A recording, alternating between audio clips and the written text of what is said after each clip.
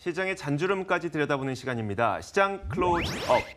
저희가 금요일마다 준비하고 있는 시간이죠. 염승환 차장의 염청난 전략. 오늘도 이베스트 투자증권 IM 영업팀 염승환 차장과 함께하도록 하겠습니다. 어서 오세요. 네, 안녕하세요. 네, 반갑습니다. 자, 일단 저희가 오늘은 과연 우리나라 증시가 저평가 국면에서 탈피할 수 있을 것인지에 대한 전망을 내려보도록 하겠습니다. 자, 첫 번째 이슈로 준비했는데요. 화면으로 만나보겠습니다. 코스피 12개월 선행 PBR 0.9배인 2232포인트 선을 밑돌았던 어제 코스피. 지지선을 이탈하며 실물 경기 위축을 선반영한 수준까지 내려갔던 지적이 나왔는데 오늘장 일단 양지수 모두 반등을 보여주고 있다. 한국의 외환 보유액과 단기 외채 등 경제 상황을 고려하면 최근 코스피 하락폭은 과도하다는 진단이 나오는 건데 과도한 걸까? 아니면 맞은 걸까? 지수에 대한 전략 지금부터 고민한다.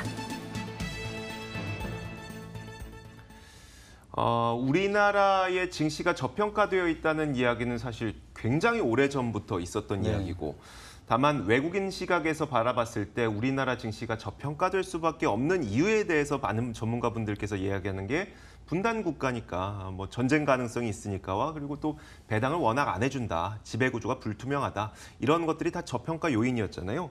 이게 사라져야 우리가 좀 탈출할 수가 있을 것 같은데 일단 우리나라가 어느 정도 저평가에 돼 있다고 보는 겁니까? 그러니까 한국 증시 같은 경우 지금 이제 PBR 그냥 뭐 봤을 때 지금 0.9배에서 1배 정도 네네. 사이거든요. 이제 정확한 수치는 좀 계산 더 해봐야 되겠지만, 근데 이게 글로벌 주요국으로 보면은 전 세계 뭐 많은 뭐 국가들이 있지만.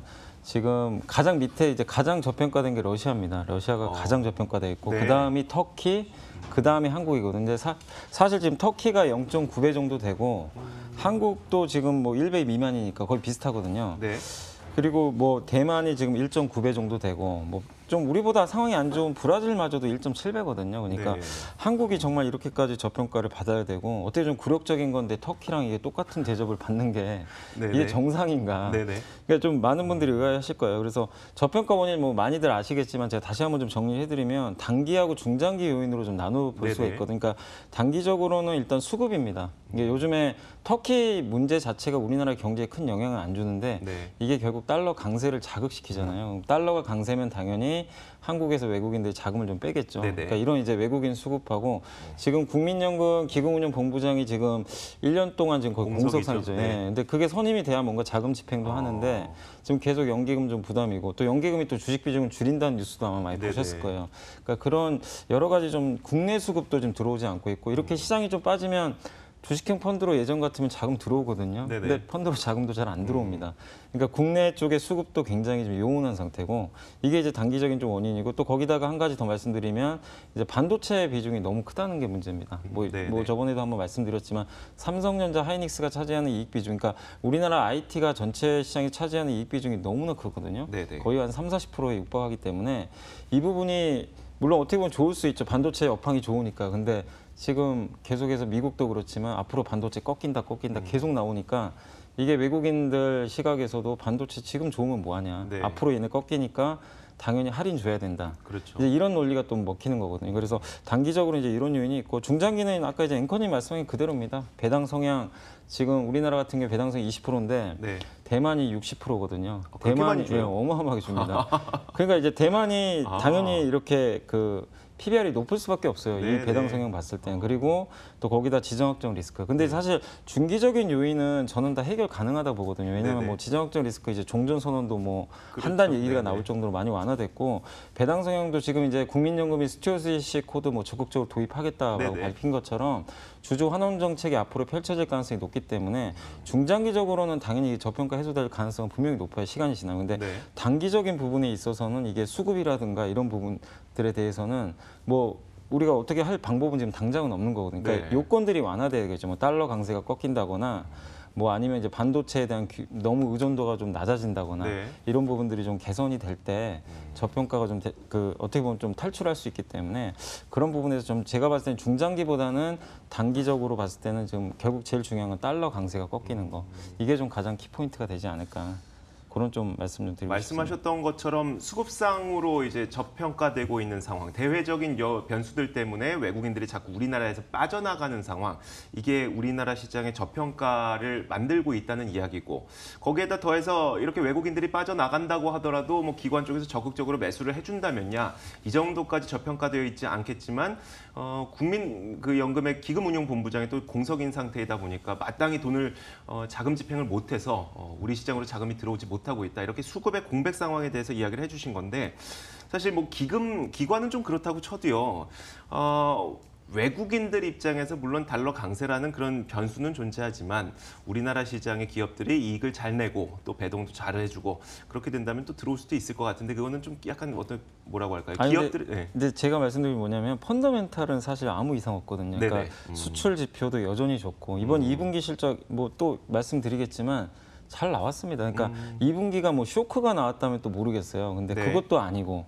그러니까 지금 외국인들 입장에서도 지금 달러 강세인데, 그러니까 한국이 꼭 제가 봤을 땐 그거 같아요. 좀 뭐 꼭 굳이 나쁘다 이거보다도 지금 터키 리스크까지 불거지다 보니까 달러가 강세다 보니까 네. 굳이 한국보다 미국에 투자하는 게 더 낫거든요. 네. 일단은 지금 현재 상황에서. 그래서 그쪽으로 갔는데 이게 어느 정도 뭔가 바뀌는 시그널만 나오면 외국인 또 순식간에 들어올 수도 있거든요. 그래서 달러 강세가 지금은 꺾이는 시점이 좀 가장 중요할 것 같습니다. 혹시 그 남북 관계가 개선되면서 그리고 네. 조만간 또 3차 남북 정상회담도 이루어진다고 하니까요.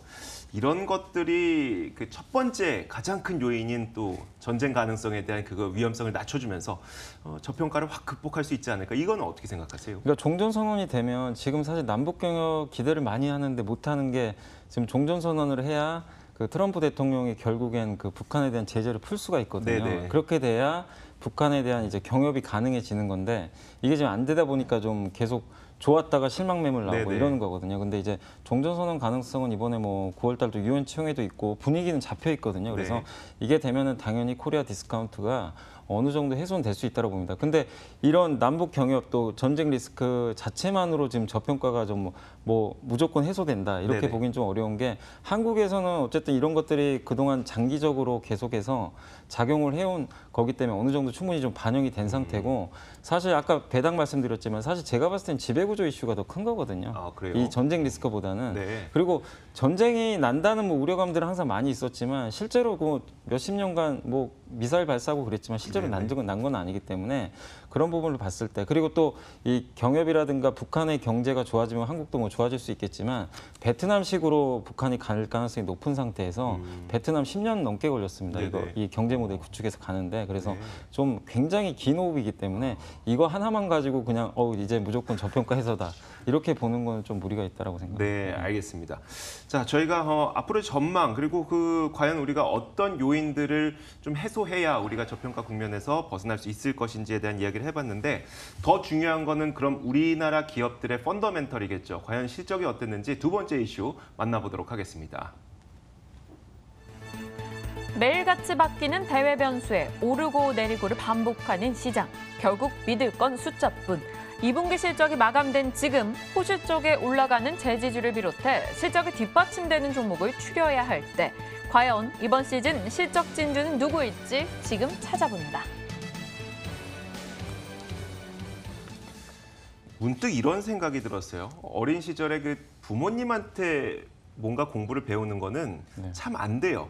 근데 또 선생님한테 배우는 건 잘 된단 말이에요. 그러니까 가까운 사람은 좀 우리가 좀 낮게, 좀 믿게 보는 그런 게 있는 것 같은데, 우리 시장에 대해서 많은 투자자분들이 우리 시장 참 별로다라는 얘기 많이 하시거든요. 근데 실제로 실적은 어땠었나요, 이 분기? 실적은 물론 미국보다는 못하죠. 미국은 네네. 워낙 전 세계 실적이 좋은데, 그 어닝 서프라이즈 그러니까 예상보다 잘 나온 기업들 비중이 그 S&P 500 이제 기업들 비중으로 봤을 때 미국 같은 경우 이제 85%가 더 잘 나왔습니다. 시장 네. 예상보다. 근데 한국은 45% 정도인데, 그러니까 수치로 보면은 좀 한국이 별 볼 일 없네 이럴 수 있는데, 실제 2분기 영업이익이 작년보다 8% 증가를 했거든요. 근데 전체 이제 예상했던 전체 사이즈가 있지 않습니까? 그거 예상치보다는 한국 그 2분기 영업이익이 잘 나왔습니다. 그러니까 이걸 좀 두 가지로 나눠서 보면, 삼성전자를 포함을 했을 때, 삼성전자 2분기 쇼크 나왔잖아요. 네네. 안 좋았잖아요.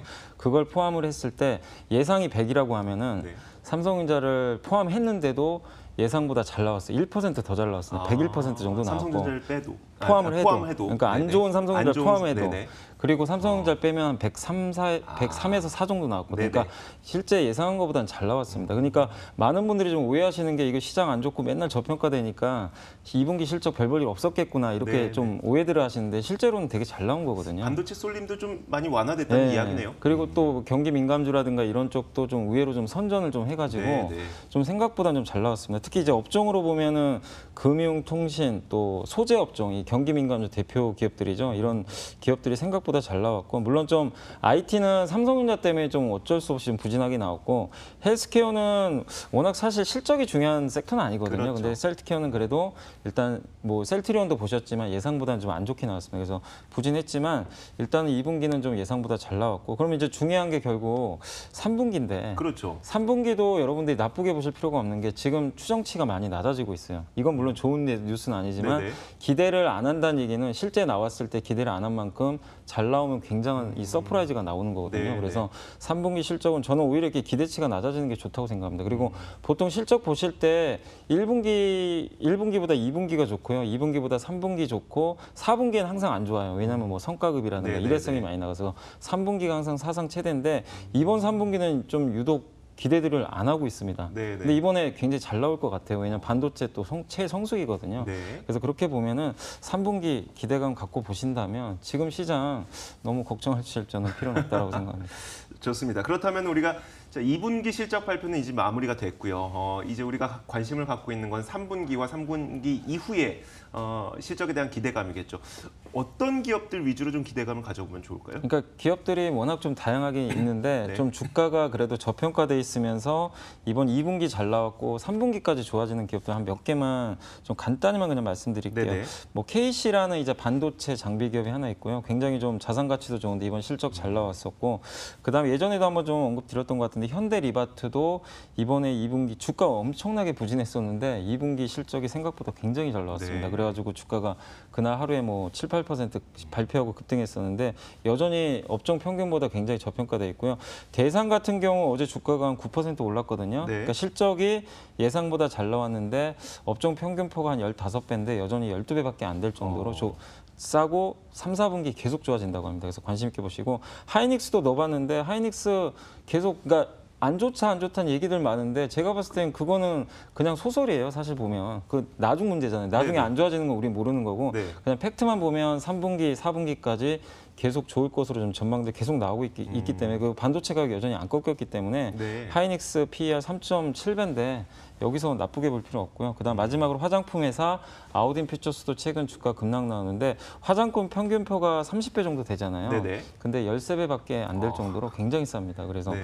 이런 기업들 좀 눈여겨보시면 좋을 것 같습니다. 알겠습니다. 자, 마지막으로 저희가 보내드리기 직전에 그러면 이 기업들 가운데 가장 좋아 보이는 기업 한 가지만 꼽아주시면 어떨까요? 네, 저는 이제 그 가장 좀 가격 매력 있는 네. 그 KC를 좀 말씀드리고 네네. 싶은데 뭐 주가가 많이 빠졌다 그거보다도 이제 그 뭐 어떻게 보면 이제 상승할 수 있는 여력이 가장 높아서 말씀드리고 싶어요. 반도체 장비 관련 지주회사고 KC텍 아시죠? 거기서 이제 지주회사로 분리가 됐습니다. 근데 2분기에 예상보다 지금 굉장히 잘 나왔습니다. 150억 정도 영업이익 예상했는데 210억 정도 나와가지고 거의 2배 가까이를. 그 엄청난 네. 지금 그 실적을 좀 보여줬고요.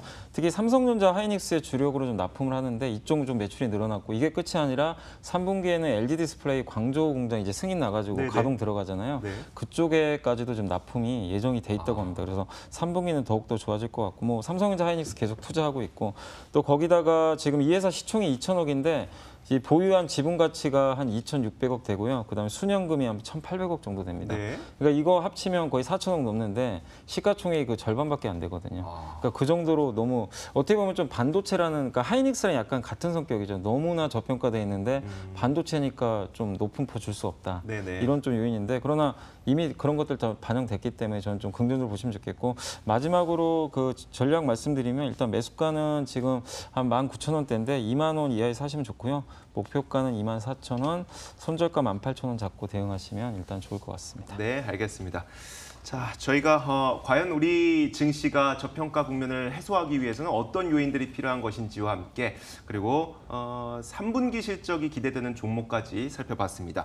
자, 오늘 염승환 차장의 엄청난 전략 이베스트 투자증권 IM 영업팀 염승환 차장과 함께 이야기 나눠봤습니다. 오늘 말씀 고맙습니다. 네, 감사합니다.